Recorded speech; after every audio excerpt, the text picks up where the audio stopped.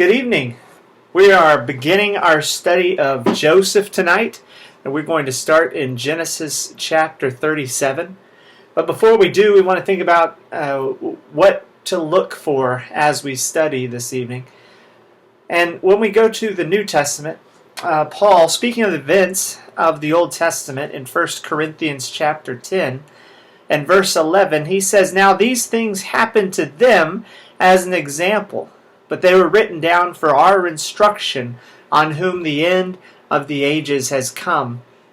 Today in our Bible study, we will be in Genesis chapter 37, looking at the life of Joseph and those around him. And as we approach this chapter, as we approach any part of the Bible, we want to be thinking about our own lives and how we should be living. In this chapter, we're going to see both good examples of how we ought to live and bad examples that parallel people living in the world around us. And we will see God working out His plan through both. Joseph, in the beginning of this chapter, it says he is 17 years old and he is working alongside his brothers.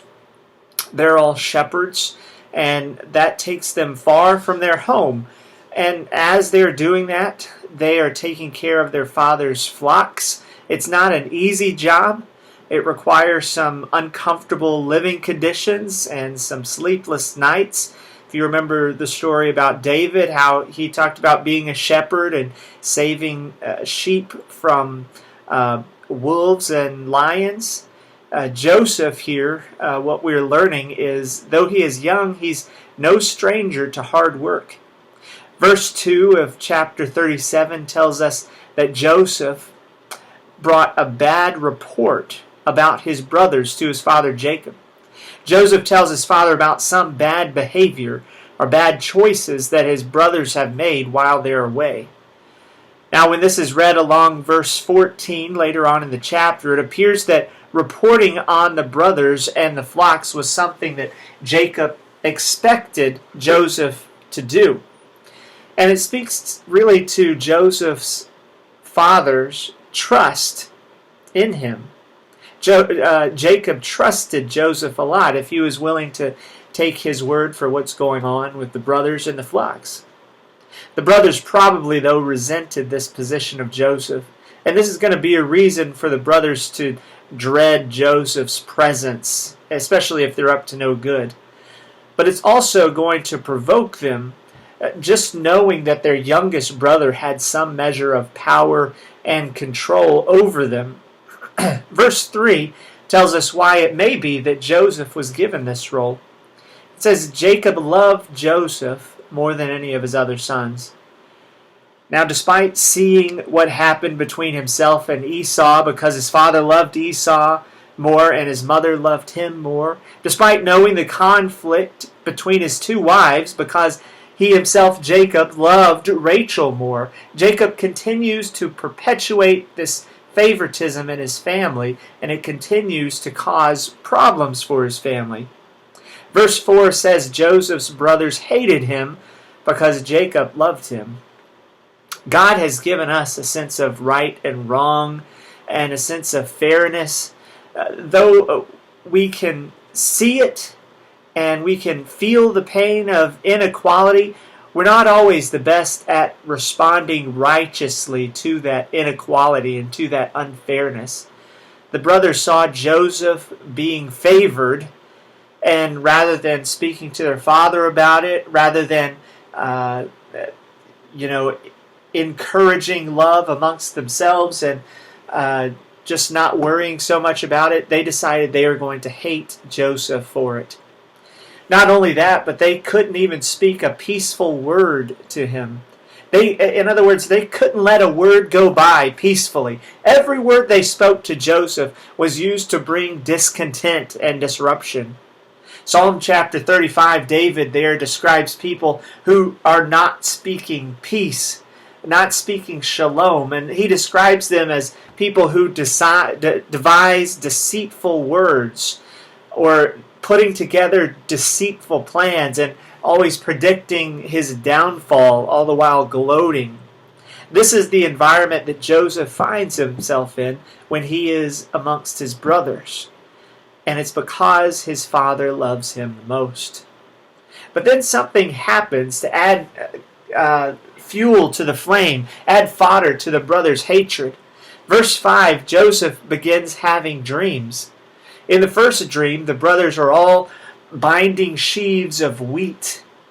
When Joseph's sheaf stands up, the other brothers' sheaves stand up and bow down to Joseph's sheaf. Now the brothers correctly understand this to mean that they themselves would bow to Joseph.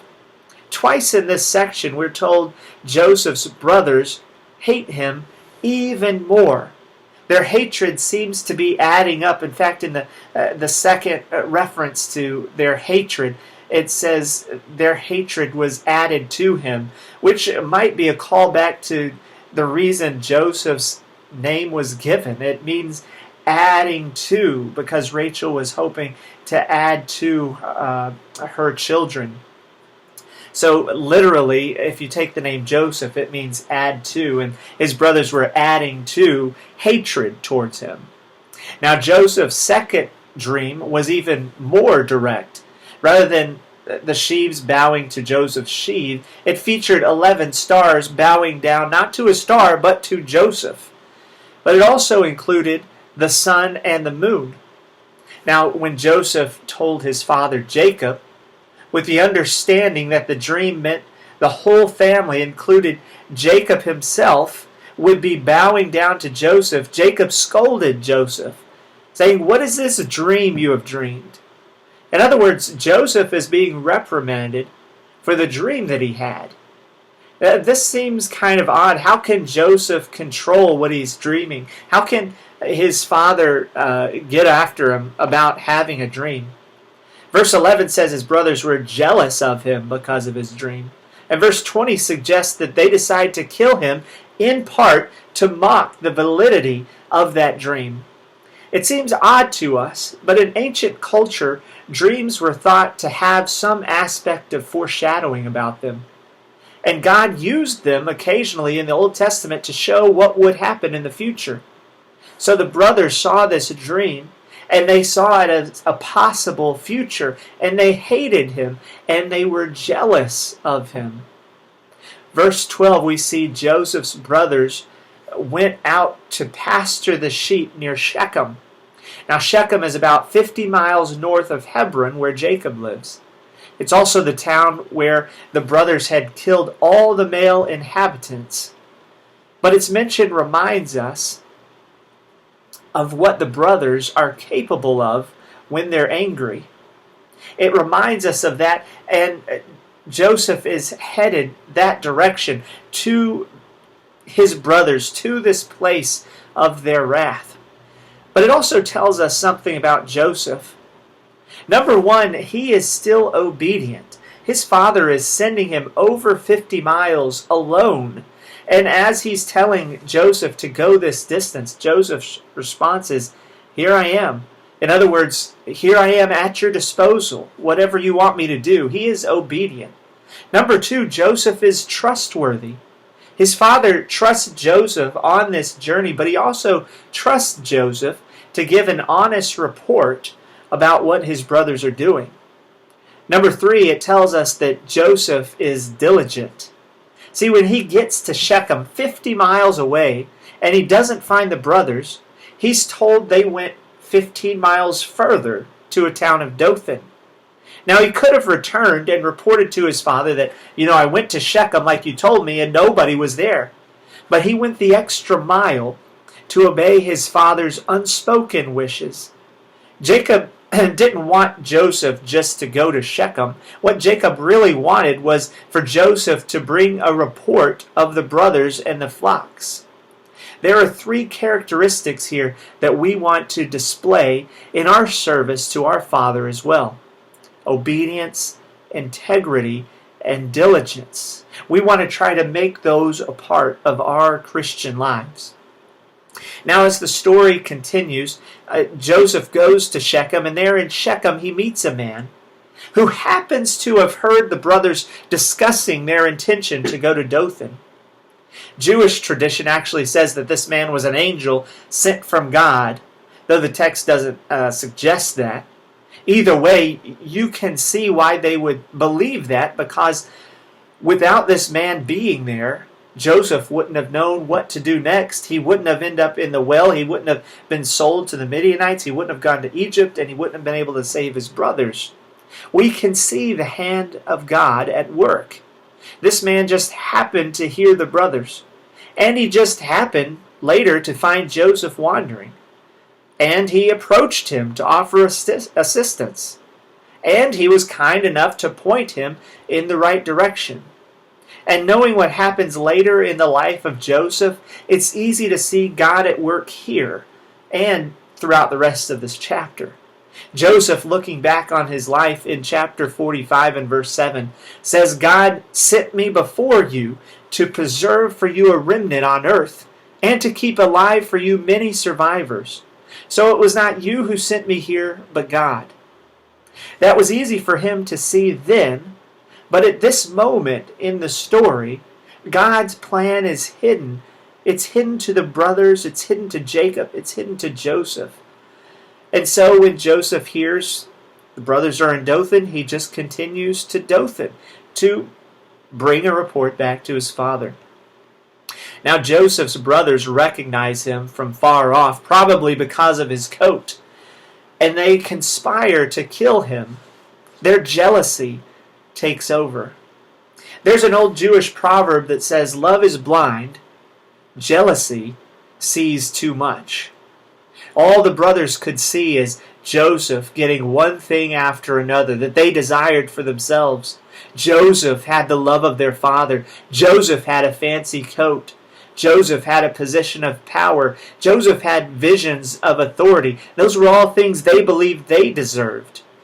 Scripture has much to say about the dangers of jealousy. Jealousy enrages a man, according to Proverbs chapter 6, verse 34. And Proverbs 27:4 says, wrath is fierce, anger is a flood, but no one can stand before jealousy. Jealousy is dangerous. And even in the New Testament, James 3:16, he says, where jealousy and selfish ambition exist, there will be disorder and every vile practice. So you can see them being jealous of Joseph, and that leading to this devising murder and things like this along the way. Jacob sent Joseph to see if his brothers were well, or literally if they were at peace, when they haven't been able to speak peace to Joseph since they found out that Jacob loved him most. In the Greek, jealousy pictures a boiling pot. It's as if our emotions are boiling up and bubbling over. A boiling pot is anything but peaceful. Jealousy is never content. So as Jacob is sending his son to see if his brothers are at peace, what Joseph finds is anything but a peaceful acceptance. The only thing that saves Joseph's life is his oldest brother, Reuben. Reuben hopes to rescue Joseph and bring him home.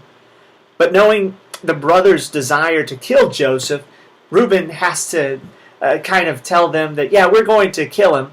He still suggests leaving Joseph for dead in an empty well. But while Reuben goes off somewhere, maybe to take care of the sheep, Joseph arrives there, and his brothers just show how much they hate him. They strip him of his robe, they throw him into this empty well, and then, having no concerns about what they've done, they sit down and they have a meal.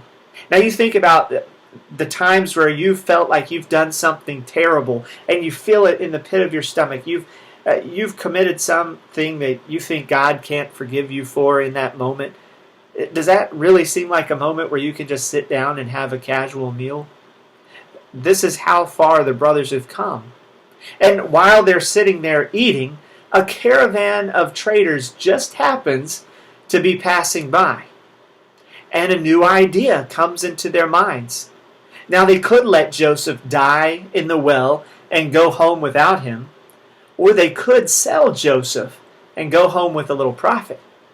So they decide to sell Joseph and bring Jacob the coat of many colors after they dip it in blood. And they decide, we'll just let Jacob draw his own conclusions. For them, as far as they know, the story of Joseph ends there. In this moment, they have sold him away. They're never going to see him again. But that's not the end of God's plan for the brothers. Rather than keeping Joseph's dreams from coming true, the brothers have actually ensured that they will happen. Verse 36 also suggests that there's more to the story. Joseph is sold, and it just so happens that he is sold to Potiphar, the captain of the guard. And we'll look into that story of what happens next in the life of Joseph next week. But right now we want to ask the question, what can we learn from this episode of Joseph's life? What can we look at in his life and see and apply to our own? Where can we see God working? Well, we obviously see that God is in control. Joseph may not have understood why his brothers hated him so much. Jacob may not have understood why Joseph was dead. The brothers may not have understood why Joseph was having those dreams. No one understood what God had in mind for this small family, this large family. But God was in control every step of the way. Despite poor choices, despite malicious intent, God brings about his plan to save Israel, which in turn brings about this growth of a nation, which in turn brings about Christ, who brings salvation to everyone. God's hand is at work then, and it is at work now. And we can trust in God, even if we can't see, in the moment of distress that we find ourselves in, whatever it might be. Even though we can't see what God has planned, God knows, and he is in control.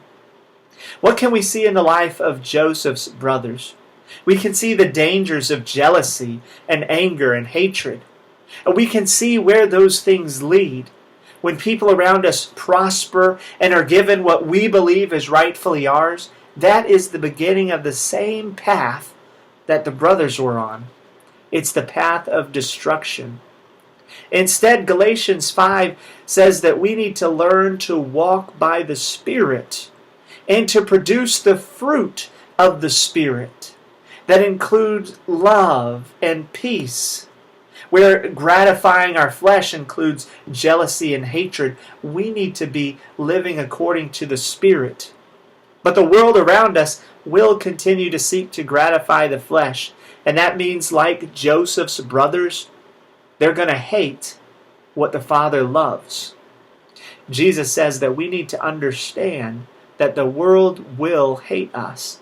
John 15, verse 18, Jesus tells his disciples, if the world hates you, know that it has hated me before it hated you. If you were of the world would love you as its own. But because you are not of the world, but because I chose you out of the world, therefore the world hates you. We can also see in Joseph's life an example of how we can live as Christians today. In Joseph's life, we see a young man who was living in obedience, with integrity, and with diligence in service of his father. Despite the upsetting words of his brother, that harsh environment that he found himself in, despite the scolding from his father, he was an example to those around him. And our lives should be the same way. Paul tells us in 1 Timothy 4:12, let no one despise you for your youth, but set the believers an example in speech, in conduct, in love, in faith, and in purity. Those are things that we can be seeking after in the same way that Joseph was seeking after them. And when we are living in step with the Spirit, we are living according to God's plan. And as we continue to study our scriptures, we will see example after example of what living according to God's will looks like. And as we study God's Word, we will see God giving us direction through commands and by telling us how He wants us to live and giving us the ultimate example of His own Son, Christ, Jesus, who was willing to live His life as a perfect example of righteousness and to give His life for ours on the cross. I pray that as we continue to live as Christians, that we will continue to strive to deny ourselves in order to seek to live the way that Christ did, lifting up our crosses and following Him. Thanks for joining us this evening. Talk to you later.